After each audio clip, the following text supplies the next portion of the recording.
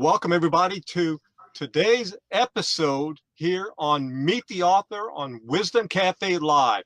My name is Bob Choat. I'm the Transformational Grandmaster, and I'm here with my co-host, Sofie Nubani, the Queen of Laughter and Wisdom. Sofie, how are you doing today? I'm doing great, thank you. How are you? I am doing fantastic, and I'm so excited to have the guest we have on today. Oh my God. Oh yes, he is a Absolutely. legend. This guy's a legend in the area of sales, especially in closing, because a lot of salespeople they talk about the need to close and everything like that. There's opening and closing and going through that whole process. Well, this is the guy that a lot of people in the sales industry gravitate towards and have learned from his materials. He is the author of The Closers, and I believe there's the first volume, second volume, and third, yes. Third volume now. And third now, just coming out. Yep. He's also the creator of many programs when it comes to sales and sales closing, and including resort sales. He's been with the greats in terms of the personal development area, like Cavett Roberts, Earl Nightingale, which I just posted a video on him, cool. Napoleon Hill, Zig Ziglar, and so many others. And we had a discussion. He's also was the president of Holiday Magic, which the founder William Penn Patrick, who passed away back in the early 70s. And we also had a discussion, and we'll get into this a little bit more. And Ben Gay the Third. I mean, that's a powerful name and very recognized name. We're so happy to have you here on our show. Welcome. Well, thank you, Bob. Thank you, Sofie. It is my honor. You guys book farther in advance than most people do, so I can honestly say I've been looking forward to this for several months. Oh. It's our honor, Ben. I mean, yeah, it is our absolute honor. Well, we are so blessed to have you on, for you to give us your time, for you to contribute to our community and audience, your wisdom and your insights. So thank you, Ben. Thank you. Thank you very much. So, Ben, before we get into talking about your book, and we're going to want to know a little bit more about you, because you've had an interesting journey from your early start as I would say, even as a child, when it comes to sales and business and everything else, and then coming through the years and getting into different arenas. You know, I talked about Holiday Magic just being one, and that was, oh gosh, like what, 50 years ago or thereabouts. Yeah, when I joined was 52 years ago. 52 years ago. Make sure that everyone that introduces you bad enough that they will die for you. You are a living example of that statement. Yes.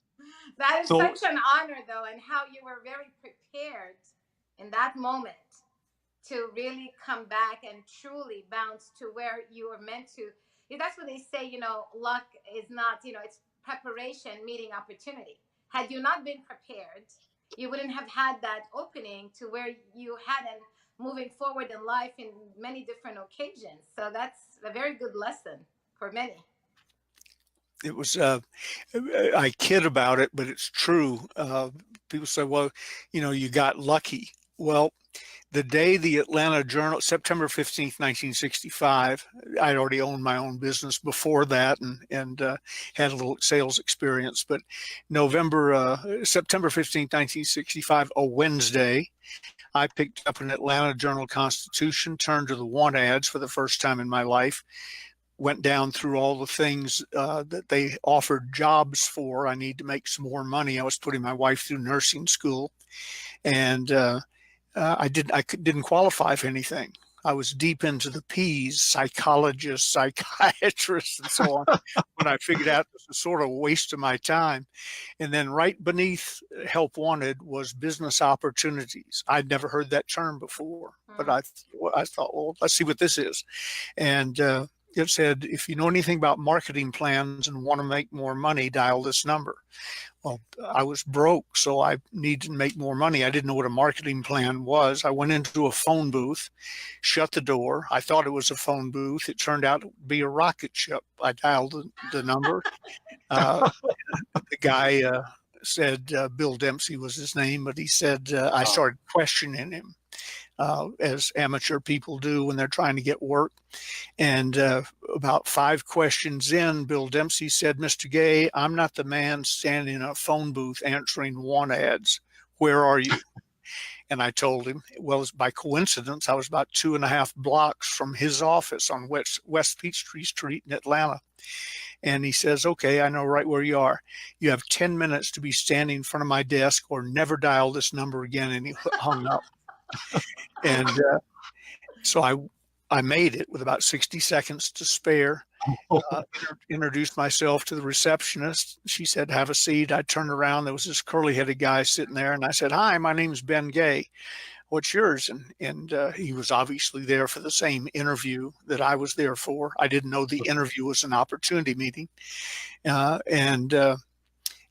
He did all the Ben Gay jokes that everybody does. I just expected. So when he finished, I said, "What's your name?" And he said, "Zig Ziglar." And I said, "With a name like Zig Ziglar, you're making fun of me?" Well, my point of that story is luck meeting opportunity. I'm guessing the Atlanta Journal-Constitution that day, I'm making up numbers, I don't know this, put out 250,000 editions. Of all the people who had access to that ad on that day, 2 of us responded, Zig Ziglar and me.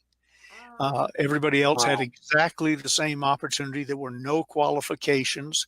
They used to kid in Holiday Magic. They'd carry one of those little pocket mirrors around, Sophie, you know what I'm talking about, that you carry in your purse. Yeah. And they put it under your nose, and if they got vapor, you were qualified. So Yes. Zig was 18 years older than I was. He was in the Navy the day I was born. So there was that spread, but he hadn't made any money yet either. He was selling cookware in Columbia, South Carolina. So we both answered the same ad and became good friends and friendly rivals and did sales contests head to I know head. you won one whole year ahead on one of the contests with Zig, didn't you? Yeah, the first 6 months of the contest, I didn't make any money, none, because I wouldn't learn the scripts and so on, Yes. which is a whole different story. They told me not to come back to the meetings anymore. I was depressing people because I wasn't bringing anybody, couldn't give the meeting, didn't know how to close anybody, I heard etc. about that one. Yeah, so they said, until you learn the scripts, don't come around. Yes. And so I got serious, learned the scripts, and that was really about when this contest started. It was a year long. First prize was a mystery prize. Second was a Rolls Royce. Third was a Lincoln Continental. Fourth was a Thunderbird, and Ford Thunderbird.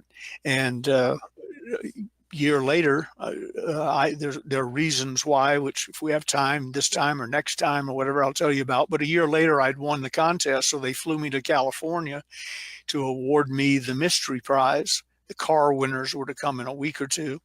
And so I met William Penn Patrick. I'd met him before. I had done some seminars with him, but up close, personal, sitting in his office having a Coke. First time I'd ever met him under those conditions. And I said, "I understand I won the mystery prize. What is it?" And he said, "You're going to be president of the company." Oh, wow. And I said, wow. I was 25. Wow. Yeah, wow. 25 years old, high school education. I had no business being president of anything. Never mind a rapidly growing, soon international company with 5 major divisions, not counting our seminar division and so on. And so I said to him before the meeting was over, I said, probably back then, I said, "Mr. Patrick, Mr. Patrick, why was the first prize a mystery prize?" He said, "I wanted to make sure I liked the person who won." And so I guess if he hadn't liked me, he'd announced that there were actually 2 Rolls Royces. Yeah. Zig and I used to have a running joke on a bad day, because running that was like riding a wild bull at times. And Zig was out in the field making money, running around telling his biscuits, fleas, and pump handle story. And we'd be talking on the phone. He said, "How's it going?" I said, "Zig, here's the deal. You bring me the Rolls Royce and its keys, and I will give you the keys to the front door, and you can be president." He said, "Oh, no, no, you beat me fair and square." Uh, Wow, I got it.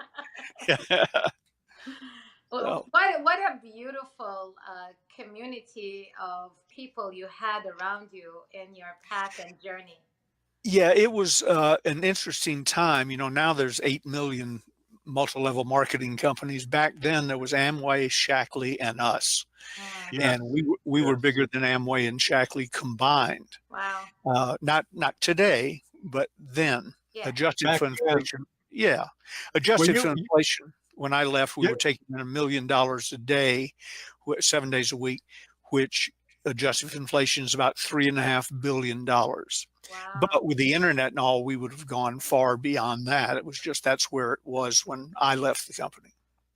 Mm, and it's interesting because William Penn Patrick and you had some amazing people that was part of that, and they ended up leaving later, uh, like Werner Earhart Warner and John was Hanley. one of our Yes, top instructors. Uh, yes, yes, and because he started Est and later became Landmark, and then Hanley and did Forum.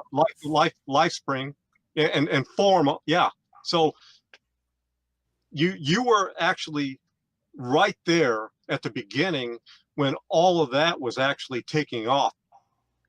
We don't have time to tell the whole story, but I was actually the founder of the modern human potential movement. I oh, wanted to have a company that I made money in addition to, you know, overrides and stock and all. I Mhm. was doing very well, but when I left the field, I was making $44,000 a month in 1965 dollars, about a half a Mhm. million or more today, and I wanted something that I was getting a piece of. And Bill said, well, because we had other companies, Bob Cummings, Vitamins, Stay Power, Motor Oil Additives, and so on, that I ran. Also, indirectly, I appointed other presidents to run them, but I was their boss. And he says, well, create something. And you can have 10% of the gross, use all our infrastructure and all. So I got out my thesaurus, and I came up with leadership, just because powerful words, Leadership Dynamics Mm. Institute, and sold tickets to it, a 4-day seminar with Bill Patrick and me. And for a pretty good amount of money, again, adjusted for inflation, I think it was about $2,500 a person to attend. And so we get in the Learjet, and we're flying. We go first. LDI 1 was held in Atlanta. We're on the way to Atlanta, and as best I recall, we were roughly over Dallas when Bill turned to me and he said, well, this is exciting. I really didn't think you'd fill up the class and all. What are you going to do? I said, what do you mean? What am I going to do? You're William Penn Patrick. I built this around you, me to a lesser degree. And he says, well, we land in a few hours. You better figure out what Leadership Dynamics Institute is. So I got out my legal pad and designed what the seed of the modern human potential movement between Dallas and Atlanta. wow. And we landed there on a Wednesday night and started class Thursday morning, 4 days straight, no breaks. What is that? 96 hours of constant instruction. And which was part of where Werner Werner was one of our instructors. Yes. And PSI World, Mhm. operates up at Clear Lake. Jane Wilhite now runs it. That's where Bill died. That's where the plane crash was. The buildings that they teach it in were Leadership Dynamics, Mind Dynamics, and Bill's personal house and Holiday Magic. So the Mhm. circle has stayed sort of small in that business.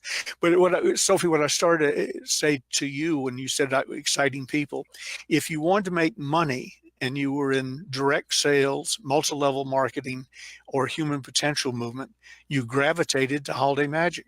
That's where the action was. So I didn't have to go out and seek Earl Nightingale to be the voice of Holiday Magic. He sought us. He sought me. Napoleon Hill was there to give Bill Patrick an award, was in the building one day, and Bill decided spontaneously, I guess, to make him my mentor. So, and to pay him and have a confidential relationship between the two of us. So Napoleon Hill was there to get near the action. Wow. Earl Nightingale was there to get near the action. J. Douglas Edwards, all Ogmandino, Dr. Norman Vincent Peale, all of them. Where people say, "Did you really meet so and so?" And I have to smile to myself, because to meet so and so meant I walked out of my office and walked down the hall. And people that we talk about today, like legends, I bump into 10 of them on the way to the bathroom. And So this is what I meant. You were like the circle of influence. Yeah. Around you was very powerful. You're talking Yes, it about, was. you know, if that's what you attracted, that is amazing. Well, You're I don't know if I attracted them. exceptionally right. The money attracted them for sure. And then I think Bill Patrick and I attracted them to a degree also. Yeah.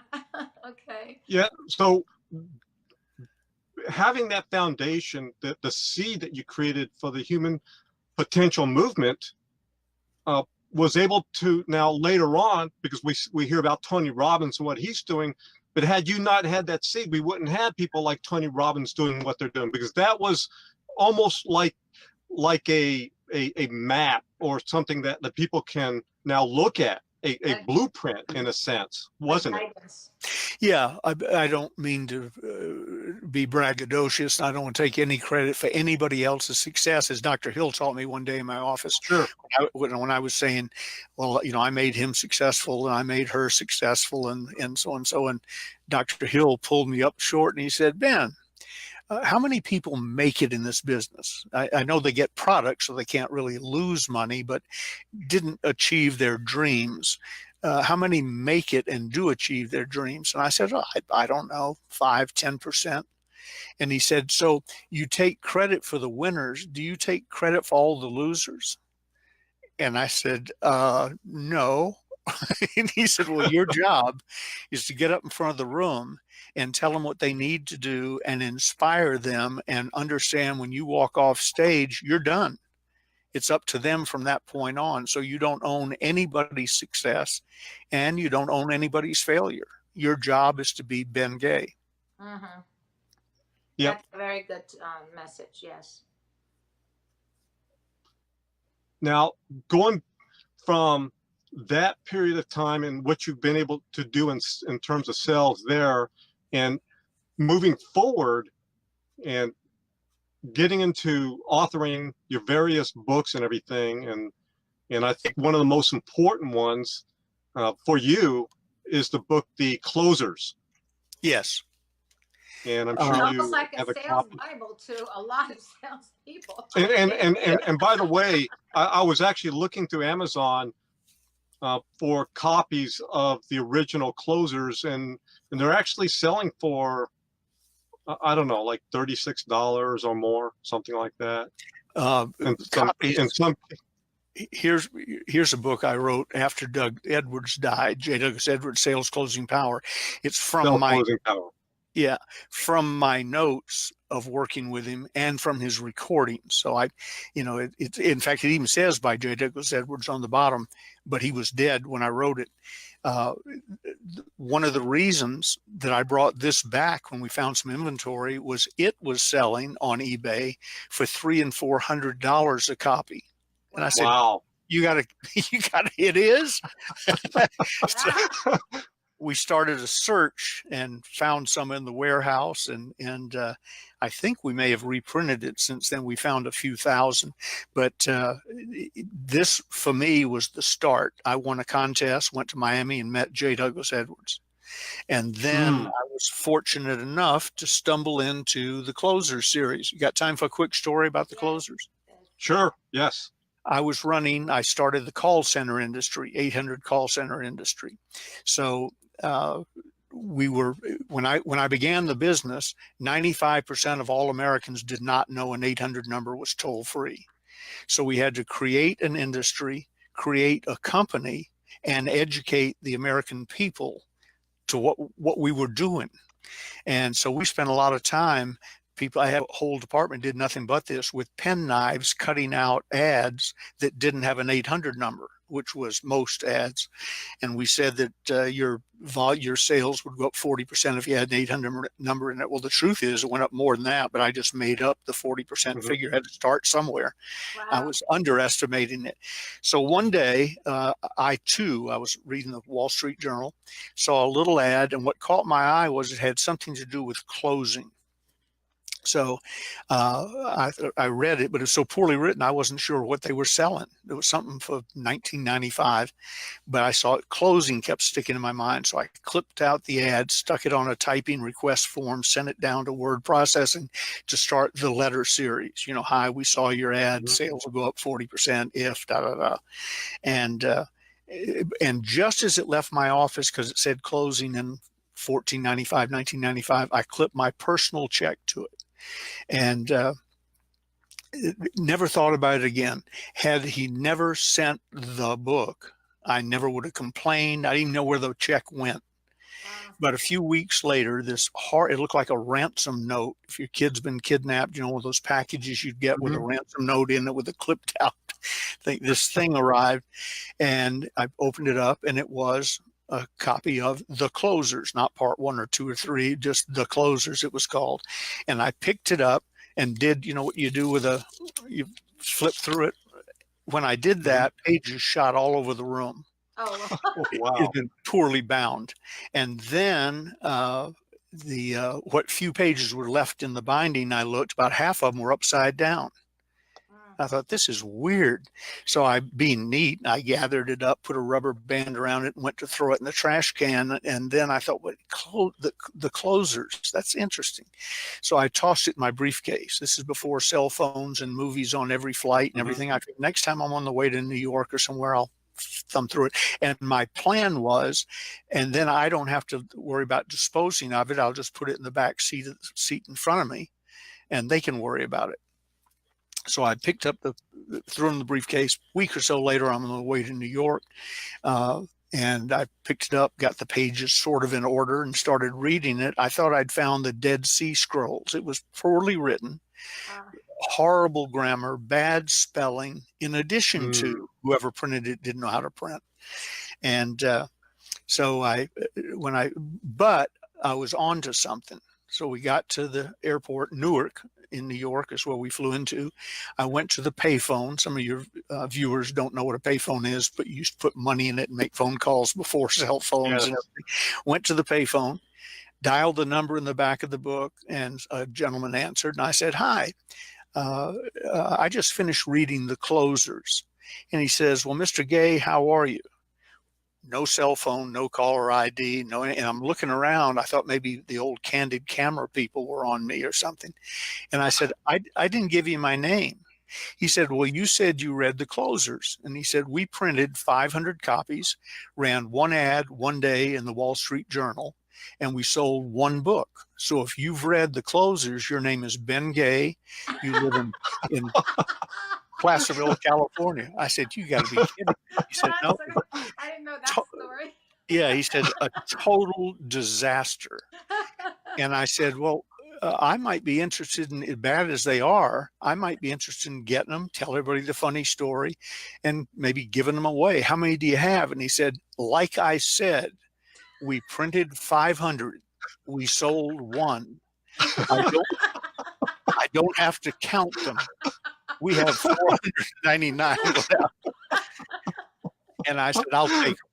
So he shipped them to me. I gave them to my sales staff, and I said, you know, to some of your distributors, give them to them and so on. Tell them it's horribly written and so on. But there's real jewels in here. And a week or so later, we were out of the 500 and people were asking for more. So I got the international marketing rights, rewrote it, edited it, and turned it into the bestseller of all time. It's the best-selling, most popular, most powerful book on selling ever written. And we sold, I forget the figure now, either 5 million or 10 million copies when we quit counting 25 years ago.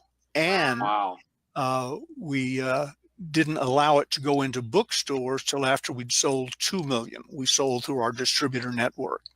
They bought it by the case and sold it locally.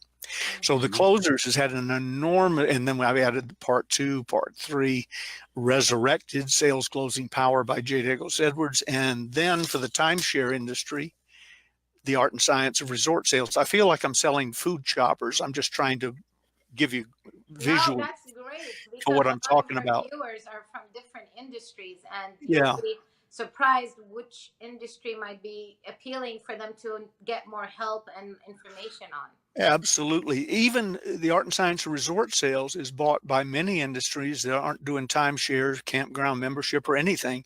They found out that it has great techniques in it for sitting down with somebody you've never met, and in an hour or two max, extracting $24,000-$35,000 from them.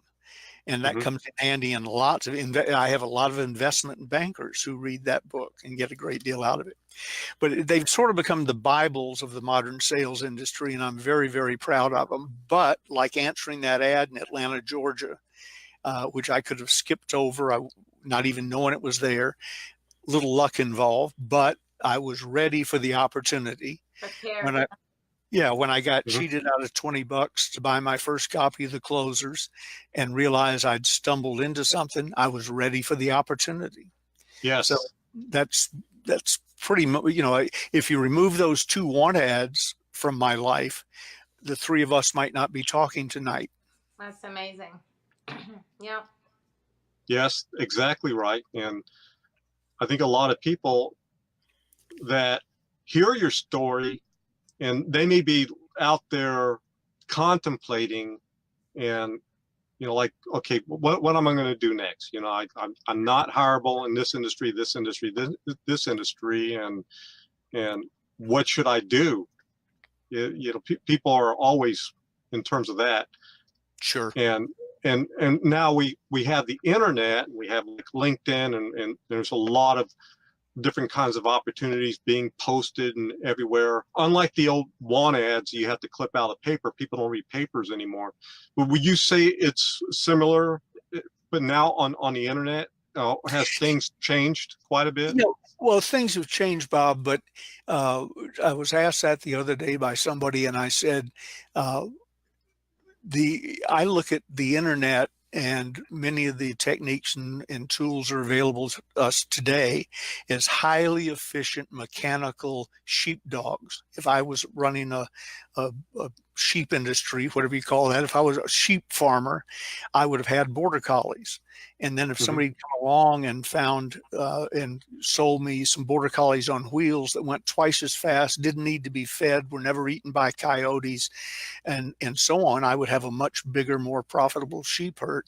But when the sheep get up to the barn to be sheared or slaughtered or something, it's pretty much the same as it's always been. The same thing with the modern era. If we'd had what people have today, I would now be the benevolent dictator of the world. I was in a position where we were making an enormous amount of money, running ads in newspapers, mailing things various places, inviting people to their homes, from their homes to our meetings, going out in our cars to pick them up to make sure they came, bringing them back, and so on. You get a headache thinking about it. And in spite of that, we had 5 major companies, each in 25 different countries. So at 25, I was running, or 25, 26 as we added them, I was running 125 different companies through the mail. The hard way. We had a computer. It cost $42,000 a month to lease it. All it did was a high-speed adding machine. All it did was make totals of numbers and print out checks. So was that an IBM? Yeah, IBM 360 twin disk drive. I don't know what that means, but I remember what they called it. And they all had white coats. So in my last semester in high school, I studied computer programming, going to USC every Saturday, studying Fortran 4, and the computer that we programmed was the IBM 360. All right. That was it. It was in a glass-sealed room. the guys in there looked like pharmacists running around with their little things. And then the ladies, back then it was men did this, ladies did that. The ladies sat over at a typing thing and they were punching holes in cards, which the computer would then read. Yes. As it went through. I'm Yep. not sure how that worked either. What I really remember is what it was called, and then it was $42,000 a month to lease it, plus all the people that were locked in that room with it. And all it did, looking back, this handheld calculator I got out of a box of soap 4 or 5 years ago has as much computing power as that IBM thing did. The only difference was IBM came with a printer and was faster. But it didn't do anything I couldn't do on this calculator. So interesting, different times. So yeah, but when you get the person in front of you or on the phone or what have you, sales hasn't changed since the days of the Yankee peddler. They're a little more educated than they used to be. That's fine. It saves me time. Some are educated to their own detriment. They think they know more than they do, so it works against them. But speed and efficiency is the only difference. I'm always saying, I don't want to learn about old school selling. And I think, you poor idiot.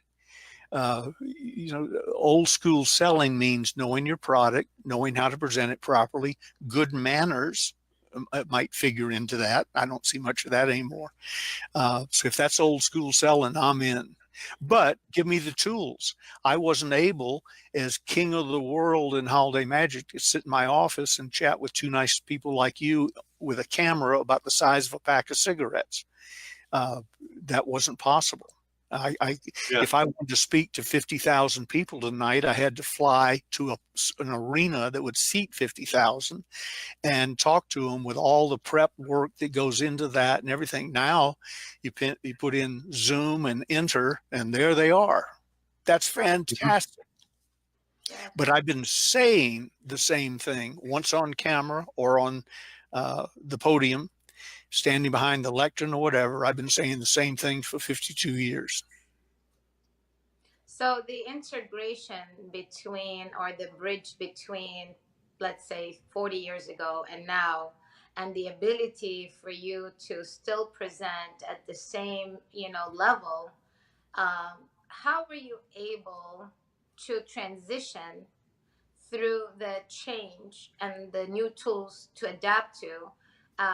Because some people today, even in younger, the between, I would say, the ones that are in between, struggle with, electronics and dealing with the new technology and the way they would apply it. I mean, I know I had to get my son's help in many things, and he'll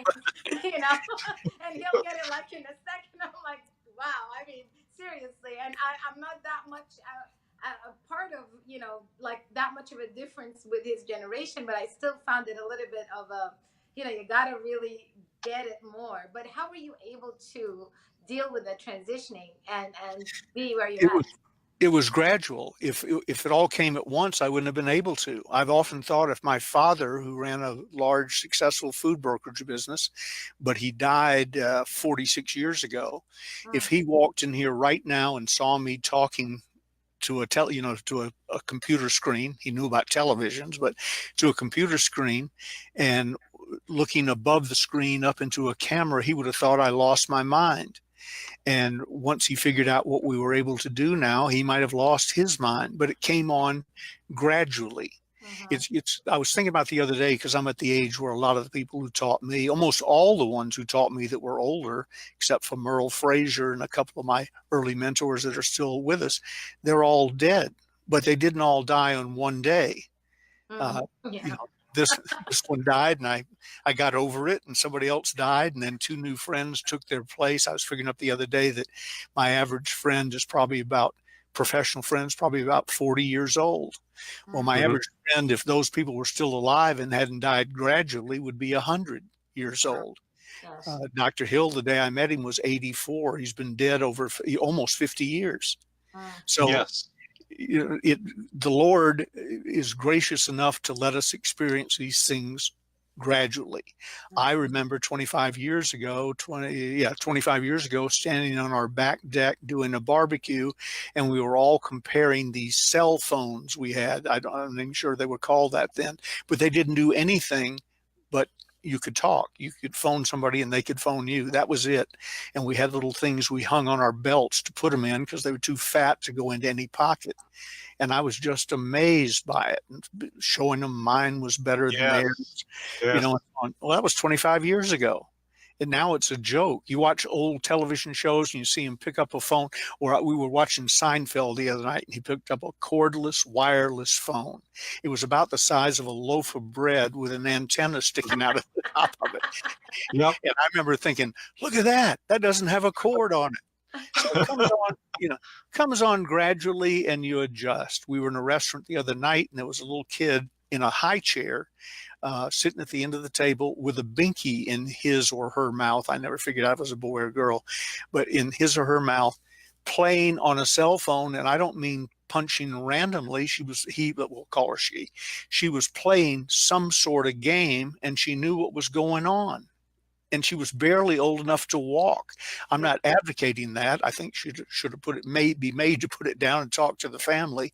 But see, that person won't be wondering how we transition. She never knew anything different. And you alluded to it with one of your children, I think, Sofie. But what I do is we have young nieces. And if I get to a point and I've jammed up something or don't know what's going in, they come over, lean over my shoulder, shake their head and say, "Oh, Uncle Ben, tap, tap, tap, it's fixed." And if they're not visiting, then there's 4 or 5 kids in the neighborhood, 15 or younger, and they can all come in and do it. They don't ask, "What's your business? How you doing? What are your goals?" I can make this thing work. So there was no real transition. I didn't even know what was going on. I remember standing around looking at our first fax machine, which used to stink because it burned the letters into the looked like parchment. Standing around looking at it. Somebody had sent us a fax from New York on schedule so we could all be there to watch it. And it came in, zzz, and smoke was coming off the top of it. Those big roller papers you have to stick in there. Yes. Oh. And it replaced a teletype where our ladies punched holes in tape. And when they were done, they ran the tape back through the machine and it sent it out like Morse code. Oh. So I was amazed first time I saw one of those. When I went to work at Macy's, I was amazed when they showed me a comptometer. You old enough to remember that? You want to do 10 times 10, you put in 10 and you pull the handle 10 times, or if you're bright, you put in 100 and there's the answer, but still I was just amazed with the comptometer. And so slowly we've gone along. Today, I went into, it's time for my colonoscopy. I put it off for 9 years. I'm supposed to do it every 5 or something. But I said to the lady when we were finished, because you have to drink that horrible stuff in 2 or 3 weeks now, I said, "You forgot to give me the prescription." She said, "It's at the pharmacy." She said, "I sent it while we were talking." And I said, "Oh, yes, of course." Yeah. But as we went out, I said to Gigi, "Is that amazing or what?" I expected a piece of paper, and you go up to the pharmacy and hand it to them. They say it'll be about an hour. And so on. So I go tomorrow, it'll already be ready, would have been ready this afternoon. So those are the little things. They come on, you come on. George Bush got kidded. It wasn't true, but like he'd never seen a bar scanner in a grocery store because he was so high and mighty. He'd never lowered himself to that. That wasn't what the conversation was about, but it's a good point. That was amazing. Now you can check yourself out of a grocery store. I'm glad they didn't start that until I had some money, because left my early devices. There was a time in my life when you wouldn't want me checking out my own groceries. I might skip an item or two here or there. So it's all amazing, but nothing is as amazing as it seems, because it didn't all happen like that. So relax, and all you young people, those young people listening who don't want to be taught old school ways, just hang on about 2 years, because everything you're doing right now will be a joke in 2-3 years. Yes. And some kid that you wouldn't give the time of day to now will be talking about you as old school.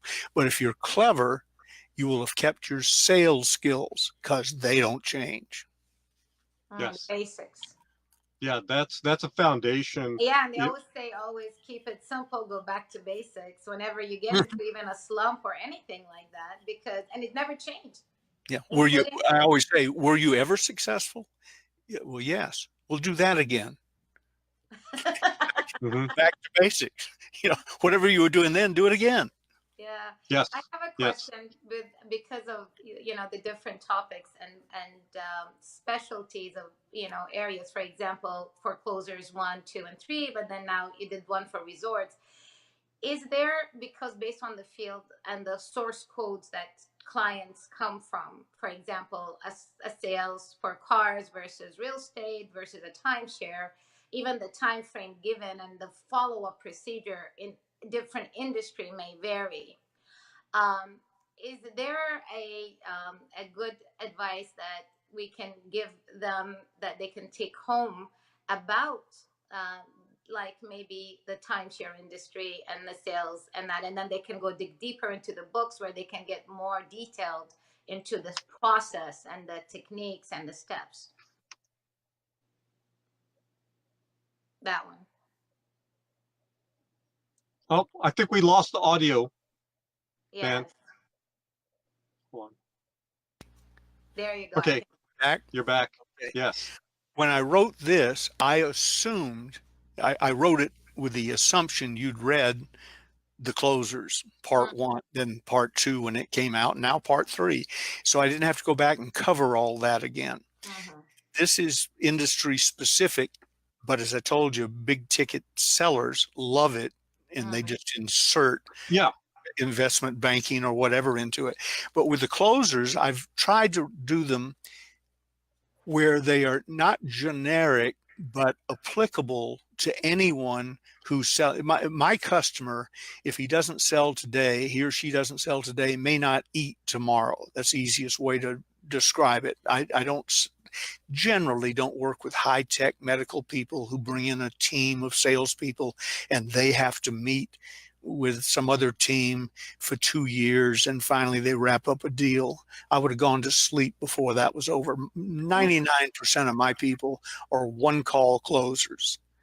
2, if something really went wrong, but one-call closers, whether it's real estate, timeshare, vacuum cleaners, solar. Now we're doing a lot of work in the solar industry and so on. So it's, you could literally, I prefer that they pick up the closers 1 and then the closers 2 and then the 3 and so on, timeshare if they're in that so they business. can understand the system and the process of every area and broaden their information and knowledge on it. Yeah, and as you know, in Closers Part 1, it's about a property development.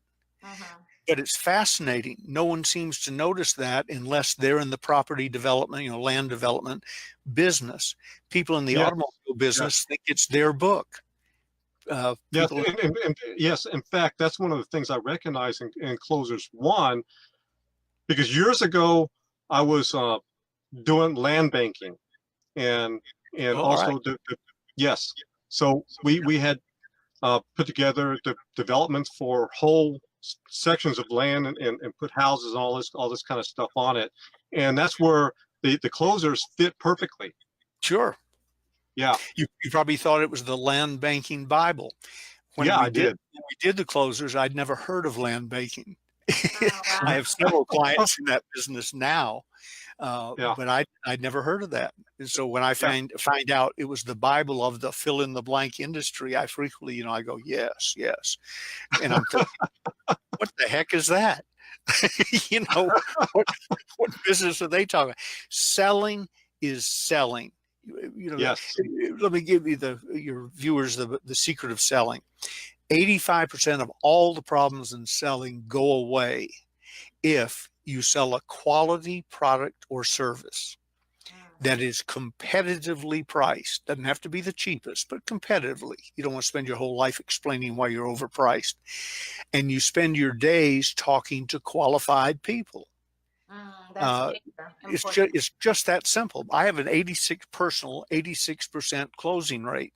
Some people just don't believe it. They say, well, my own closing rate's only 20%. Well, A, you're not very good, or you don't have a quality product that's competitively priced and so on.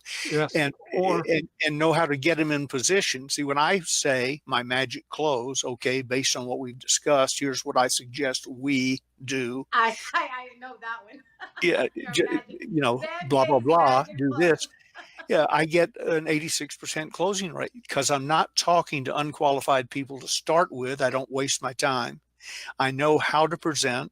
I know I listen carefully. They don't have to hear my entire presentation. If they're ready to buy, that's fine with me. So when I say, based on what we discussed, here's what I suggest we do, fair enough.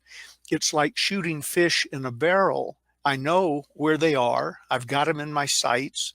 And when I pull the trigger and they say yes, it's not a surprise. To the contrary, when they say no, or I want to think about it or whatever, to me, I'm sort of startled. I think, oh, I must have missed something along the way. They're supposed to say yes now. And fear of rejection, fear of asking for the order because of fear of rejection. I figured up recently. I don't know that if it's accurate. I don't know that I've given 5,000 paid presentations, which I claim I have. I think it's more, but none of us were counting in the early days. So you have to look back over your career and go, well, let's see. I was doing 300 a year, and I was doing that for 10 years. There's 3,000 right there. So I'm telling you, I think based on my career, as best I can remember parts of it, I've given about 100,000 sales presentations, mostly face-to-face, but some on the phone and internet and email, whatever, but mainly face-to-face, 100,000. But with an 86% closing rate, that means that 14,000 people have listened to the Bengay's super presentation. When I got done, said no thank you and meant it 14,000 times. If you're a tender soul, it's hard to survive 14,000 failures. So I tend to concentrate on the 86% I got and to trust my numbers. I've had days, we had a time here, you guys will get a kick out of this, where the phone did not ring. Some stuff came in on the internet, but back then when this happened, that wasn't a big part of our business. The phone didn't ring for 11 days, to the point I called the phone company numerous times and said, hello, just testing. Can you hear me? I called Gigi at home and said, Gigi, do me a favor and call me back. She said, well, we're already talking. I said, I understand that, but I want to hear the phone ring. So it was a horrible 11 days. Wow. But at the end of the month, we'd hit all of our projections and so on. You trust the process. Once you have a proven success formula, you trust the process. You trust the systems. At the end of this month, I will have closed 86% of the people I've talked to. I know I will. I will have made in my pocket $2,800 a day average, but $2,800 a day, because that's my daily goal. And I operate in such a way that I'm sure it will happen because I do the things to make sure it happens. So selling shouldn't be Bear Bryant years ago, Coach Bear Bryant, University of Alabama, when he was there, said to his players, when you get into the end zone, for God's sake, don't act like it's the first time you've ever been there. We've practiced. I've gotten this team operating with a single heartbeat. We know our plays. We know our procedures. We know what we do when things go wrong. And we're supposed to win. That's the way it's set up. We're supposed to win. And that's the way I recommend people design a sales career. Get good. People ask me, what would you have done differently? I would have gotten serious sooner. I didn't start making serious money till I was 22. There was nothing going on at 22 that I couldn't have been doing at 16. I went to a NutraBio meeting. That was one of the first original multi-level marketing companies, now long since out of business, where Jim Rohn first worked and William Penn Patrick and so on. I went to a meeting, but I was so poorly dressed and unprepared. I was 16 or 17, borrowed my father's car to get to the meeting. No one spoke to me, and I don't blame them. They looked at me and thought, there's a waste of time. They weren't sure I would pass the mirror test. But looking back, in that room was Earl Schoaf, one of the major movers and shakers in the MLM industry. Jim Rohn was there, had to have been. It was a huge regional meeting. I'm sure he was. I didn't meet him, but I was sure he's there. William Bailey, his boss at Bestline, was in the room, and probably William Penn Patrick. But I wasn't ready yet. I hadn't gotten serious. We had some 16-year-old whiz kids in Holiday Magic, and one of the reasons they did well, I'm not taking credit for it, but one of the reasons was I got on them, took them under my wing, because I looked at myself back then. If somebody had done that with me, I'd have been president of NutraBio and a multimillionaire much sooner than I was when I got rolling. You're probably wondering what the question was you asked. I'm a Southerner. We just talk. Yeah, well, yeah, I understand that fully, because I've been in the South and come from that atmosphere as well and everything like that. So you're not alone on that. The question was about the different industries and the advice that you would give any of them in general. Yes. And then you said to read, like, each one has a different process and a way to lead you to the next, to get you to present moment and to today's times, but you'll have have a foundation of understanding the basics of sales, so you can understand the next readings that you read. Yeah, and you also mentioned you also mentioned qualified prospects instead of what is referred to as suspects. For a lot of people, they're suspect until they're a qualified prospect, right? Yeah, and qualified can be many things depending on what you're selling and the way you sell and so on. It can be qualified spiritually, financially, educationally. I mean, there are many different ways somebody can be qualified. I'm not just talking about what they have in their bank account. Nor is that important, because listen up, here's a magic gem. Sufficiently inspired, which is your job as a salesperson, sufficiently inspired, just about anybody can raise just about any amount of money. The day I answered that ad and we pulled into the Trust Company of Georgia Bank building, the office was on the 3rd floor, suite 300. As we pulled in, Jimmy Rucker, my running buddy, later business partner, great salesman, the thing that stuck in our mind was parking $3. We all knew what that meant. If you're a customer of the Trust Company of Georgia, you conducted business, they certified your ticket and you didn't have to pay anything. We weren't going to do business with the Trust Company of Georgia, and we discussed on the way up the elevator, did we have $3 between us to get out of the parking garage? That was a concern. And then Bill Dempsey gave this meeting, drew the circles, which possession best suits your needs. And I guess Zig wasn't floating in money either, because we both picked the lowest thing where you could recruit other people. It was called an organizer, $91.42. I was married, and we were doing this because I was broke trying to pay her nursing tuition. Rucker was not married. So I made him turn over his paycheck. He worked for my father too.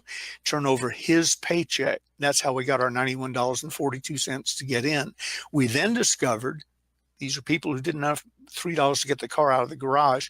We then discovered within a week, you had to really be a master distributor to make any significant amount of money. That was $2,500. Today, $25,000. And a week or so after that, we discovered you really had to be a general distributor to make the big bucks they were talking about from the front of the room. Another $2,500. So people who could not come up with or were panicked about coming up with $3, we discussed running the gate on the way out of the garage. Just pretend like you don't see him and drive past him, Rucker. Within 2 weeks, had raised $5,000 on top of the $91.42. $5,000, $50,000 in today's money, because we had seen the light. And we sold things, borrowed things, promised things to people, did whatever was necessary. So when I say qualified can be hungry. I had a wife who expected to have her tuition paid so she could become a nurse and become an income contributor to the family. I mean, that was a big part of my thinking. And but so if Dempsey had done anything to qualify me other than get me revved up, he would have thrown me out the door. He revved me up and probably went on to the next prospect.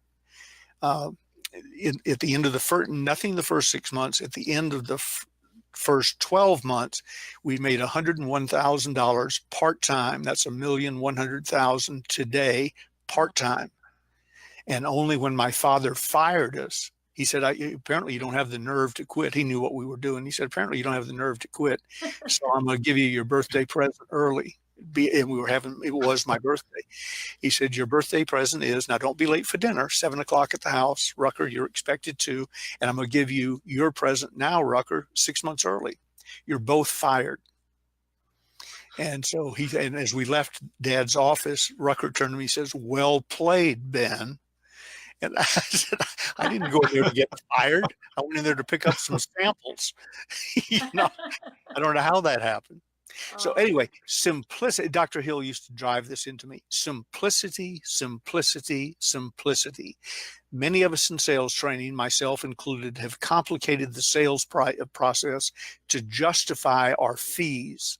I've been guilty of that in the past. I quit about 15, 20 years ago. I will now tell you exactly the way it is. And if you can't make it under my system, which is so simple, but does require discipline, show it coming early, staying late, on weekends. If you can't make it under my system, you can't make it. Go get a barber's license or something.